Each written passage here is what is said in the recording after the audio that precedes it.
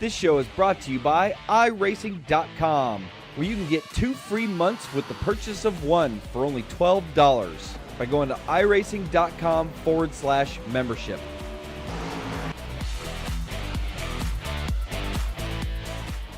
Welcome to Inside Sim Racing and my review of the Derek Spear Designs Wilwood Load Cell pedals.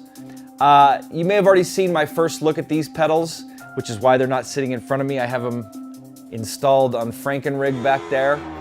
Matter of fact, I'll have an annotation right here that you can go check out if you haven't watched that video and you want to see more about the pedals in detail, what it comes in the package, price, where you can get them, all that stuff. Check out that video. I'm not going to go into that stuff in this. I'm just going to get right to the review for the most part. Pros and cons, final thoughts, and some other things. First, actually, going to talk about the installation. Had to go buy some nuts and bolts to hard mount it to Frankenrig back there. And it also came, well, actually, Derek sent me some inserts that you can screw into the bottom of the pedal deck or the pedal base and mount them in G27 or G25 holes. So if you have a rig that was drilled specifically for one of those sets of pedals, you can use those. There's a bunch of different mounting points on these pedals. So actually I think I used one or two of those holes plus the outsides, because if you look at these images I have here, I have a big hole right into the pedals where I have a butt kicker mounted. So I had to basically drill around that. Oh, I had to have a drill. So if you don't have a drill and your rig isn't drilled for these, for G27s or G25s, you're gonna need a drill. So I had to do some drilling, which wasn't a big deal. Again, I had to buy the hardware. Also, if you don't have a USB, like a printer style cable, I'm not sure the exact type, it's with the fatter square plug. If you have a set of Fanatic Club Sport pedals, it came with one of those, so you could use that USB cable. Honestly, I'll say this is one of the cons. I think it should have come with that cable. Considering they can be, and I know Derek's not making a lot of money on these. I've talked to him about these. He's trying to, get these out to you guys and he's got to make a profit. I mean, no one's going to stay in business without making a profit. So he's trying to get them to as cheap as possible. So I'm sure that's one of the corners that he cut. But I would have liked to have seen a USB cable included, even if he added a couple bucks to the price. But anyway, that's besides the point. Didn't affect me, so it wasn't a con for me. I had a couple of them. I had more than one. Beyond what I had from the Fanatic pedals, I had a couple old printer cables. USB printer uses the same type of cable for the most part. So anyway, once I got everything installed, drilled and installed, by the way, they're rock solid on that rig. Matter of fact, those pedals are so heavy that as far as when you push them, that this metal is so cheap that it tweaks the metal a little bit. I don't feel it while I'm racing, so anyway. But it was a lot of fun to get those installed. It felt like I was working on my own personal race car. So once I got them all installed, plug them in, and these are not plug and play. So first thing you got to do is calibrate them in Windows. And then if you're going to use it in anything but iRacing, which by the way, I used them in iRacing, Assetto Corsa, and Grid Autosport so far, and I'm sure I'm going to be using them in everything else, you're going to need to use DX Tweak and that Windows calibration to get them calibrated and recognized properly on your system. Now in Assetto Corsa, I guess there's and I don't know if the Kunos guys have fixed this yet, but you have to do this thing in a program called DX Tweaking. You get all this stuff and all this information from Derek's site, so I'm not going to go into detail about it. But you need to get it set up in DX Tweak to be recognized properly in Assetto Corsa without having an extra axis showing up and causing some problems. That being said, and I'll have links to that in the description here on how to get all that set up at Derek's site. So once you got all that set up, oh, by the way, if you have any questions on getting it set up using DX Tweak, I'll be happy to help you too. Send me a message here in the comments. Email me at darin@isrtv.com or come to our forums, and there's some threads where you can discuss these pedals. I'll also have a thread about this review there, so you can come ask me questions there. But feel free to pick my brain if you have any questions or on anything I didn't talk about in this review or anything in general regarding these pedals. So let's just get right to the pros and cons. I'm going to start with the pros, and then this is going to be quick because again, it's just, honestly, it's a set of pedals. I've already gone over all the details. Now it's time to review them.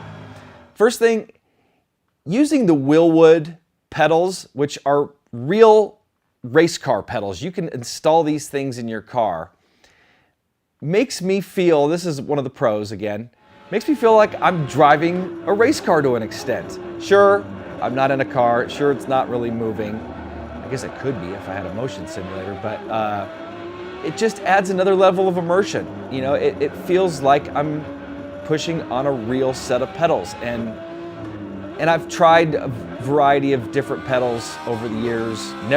We've never had any to review that felt close to race car or like race cars, but I've never had a set myself here to do some extensive testing with. So that's really cool. That was a pro. Next pro, load cell brake, which comes with a sensitivity adjustment. So that's 2 pros. So you can really dial it in. If, again, I mentioned Fanatic Club Sport pedals. If you have some of those, you're familiar with how you can adjust the sensitivity on those. Same setup here. Next pro, this is the most solid brake and just set of pedals I've ever tried. And I can modulate this brake better than I've ever done with any set of brakes in the past, with any set of pedals, or with any brake pedal, I should say, in the past. Sure, it's heavy. It's even hard to push with your hand. But once your legs have a lot more strength as far as being able to apply pressure to things. So, and especially once everything's mounted and you're sitting in a seat, and you got the the backrest or your seat that you're sitting against. They're not that difficult to modulate. But again, probably the best modulation in trail braking I've ever had with a set of pedals. I can really get to that threshold, back it off if I need to, or if I'm not at the threshold, apply a little bit more pressure, basically, again, to modulate. So the modulation on the brake is just amazing. And originally I said it may be tougher for someone that's smaller, of smaller stature, or even, no offense to women, but unless the woman's in good shape. But I put my wife in this, and she's in pretty good shape. I mean, we do mountain biking and lots of other hiking and stuff like that. So she's in good, pretty good shape. She ran them no problem. I had to turn up the sensitivity a little bit on the brake, but she loved them. She thought they were great. And I honestly, when I was pushing them with my hand at first, I didn't think she was going to be able to race with them, but she thought they were great. So if you're concerned, I'm 6'4", over 200 pounds, so I'm not a small guy, and I'm in pretty good shape. So I didn't think I was going to have a problem with them. Jason ran them, he's about 5'6", 5'7". He didn't have a problem with them. I don't have any footage of Jason running them, but he ran them and enjoyed running them as well. So, next pro. Smooth operation on all the pedals. On the gas, clutch, and the brake. Very smooth, precise operation, and I really liked just how they felt in general. And the next pro, or final pro, they look cool. They really look cool on my rig. I mean, it adds another level of race car look to my rig. So anyway, that's the final pro. Now next, I'm gonna throw out a disclaimer here. These pedals do have a list of cons. More than I honestly would have expected, and this is actually going towards my final thoughts, but I think I'll just throw it in here now. A lot of these cons didn't really affect me in a negative way to where I wouldn't want these pedals. So anyway, here's the first con. Lack of adjustability. You can't adjust the pedals left to right. You can't adjust. Now there are a set where there's a lean back option that you can get now from Darin. But there's really minimal adjustability on these pedals, and I was kind of hoping for more adjustabilities. Even if there's no pedal faces, it's just basically these uprights that basically extend out a little bit from the main uprights, the main pedal. So I would have liked to have been able to spread out the throttle and brake a little bit. So anyway, first con, lack of adjustability. But again, once I got used to them, it didn't really affect my driving. Next con, and again, this wasn't a con for me because I have a substantial rig to mount it to. You need something to mount it to. Also, due to the angle that these pedals set at, and again, you can get the lean back option, so basically these pedals are straight vertical like this, and you've got your horizontal base. And a lot of pedals are more like at that angle where the base is tilted up a little bit. And a lot of rigs are built with an angle at the pedal deck.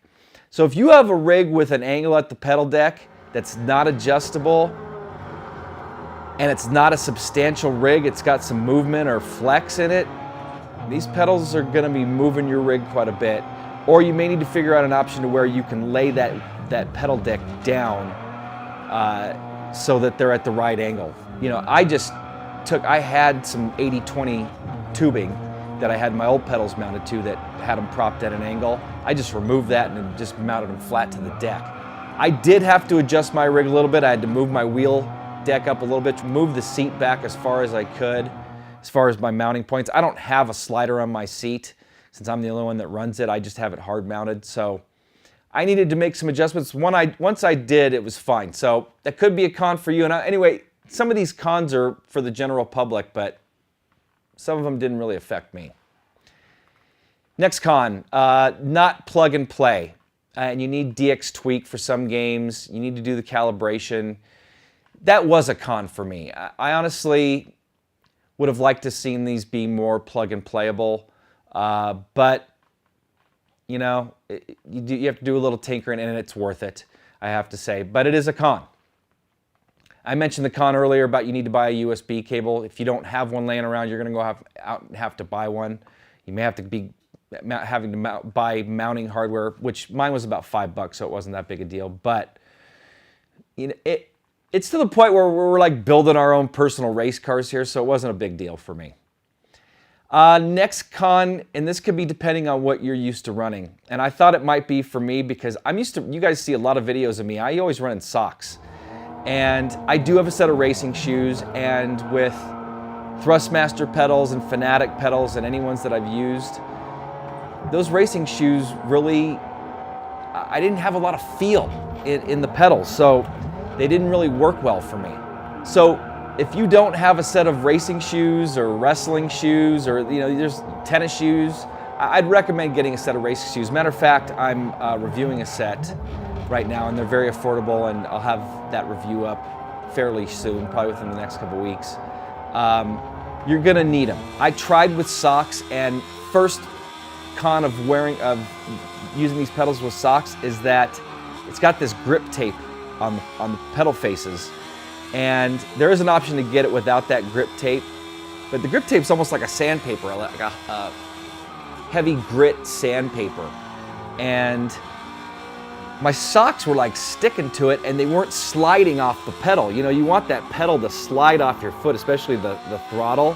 Brake, you kind of just stick to it, but you want your shoe or your foot to slide on that throttle pedal. And with socks on, I could modulate and drive them with the socks on, but it just wasn't comfortable. So I had to use my racing shoes, and honestly, I love racing with these pedals with my racing shoes. So for me, it wasn't a con because I had a set of Simpson shoes, plus I'm reviewing, I think they're called Racing Line shoes. Very affordable, they're about $60. But for me, it added another level of race car immersion to my setup by having to run my racing shoes. And versus just popping your shoes off and hopping in with socks is what I've been doing for years and years. About 20 years, to be honest. I have to go put my racing shoes on, but it's worth it. It's kind of fun to race with the shoes on. Next con, and this has to do with the shoes and that grip tape, and I've got some close-ups here. That grip tape starts shredding. So that sandpaper stuff on the front of the tape starts coming off.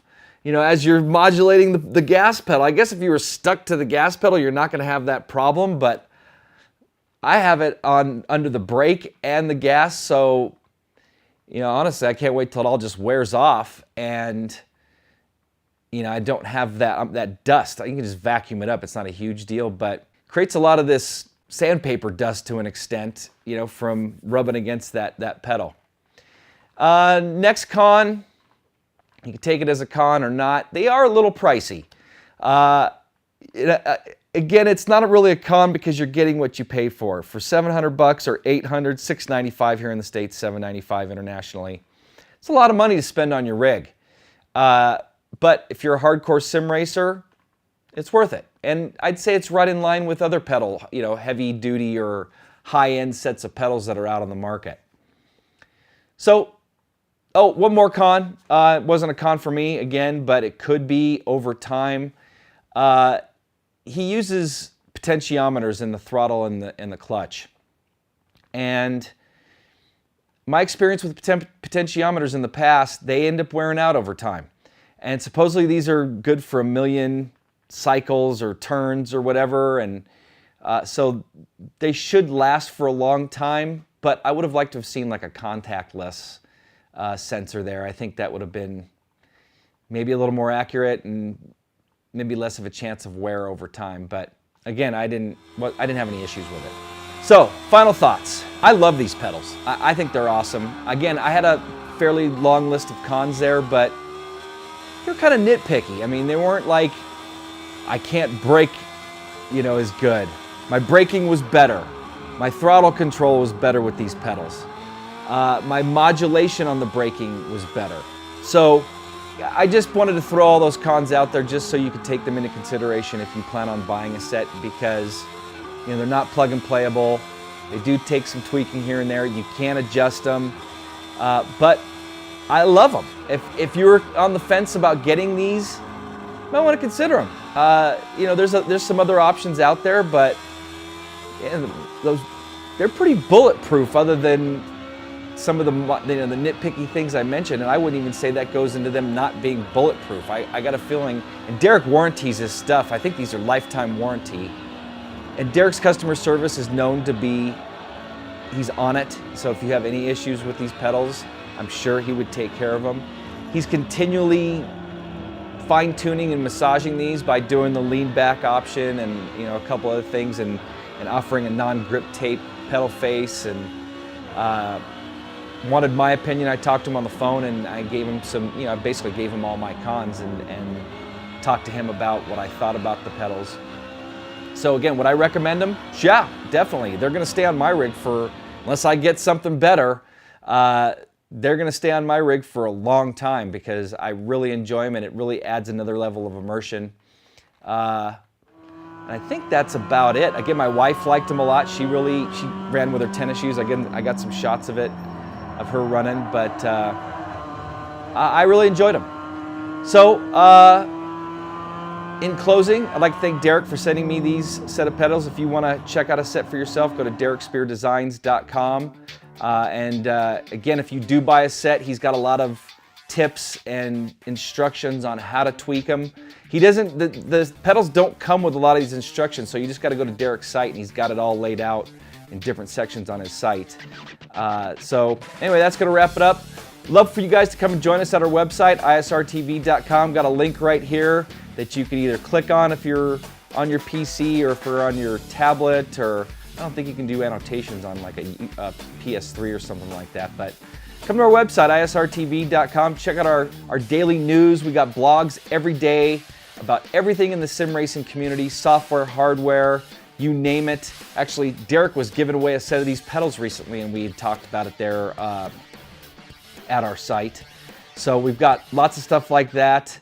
We got our forum where if you're new into sim racing, whether it's on the console, transitioning from the console to the PC, or just starting out on the PC, come into our Getting Started section in our forums and post a message. I guarantee you get a response within 24 hours from myself or somebody in our great community that is always willing to help.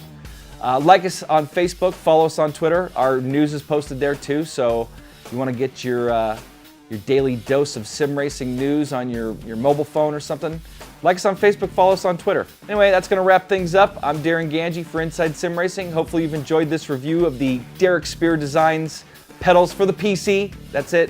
No consoles for these pedals. I'll see you guys next time.